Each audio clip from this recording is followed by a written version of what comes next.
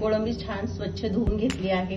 घालूया चवीनुसार, गूळ घालूया, हळद, मसाले आवडतील ते तुम्ही घातले तरी चालेल.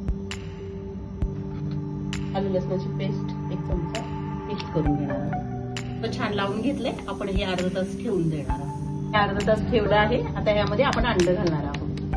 आता हे आपण छानसं मिक्स करून घेणार आहोत.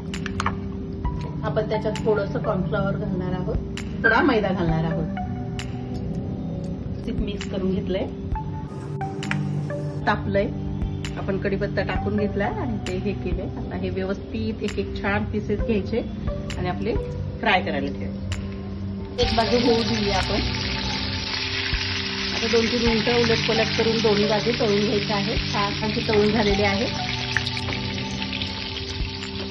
राहिलेली दुसरी बॅच पण टाकून घेऊया आपण. छानसे आपले कोळंबी फ्राय तयार झाले आहे.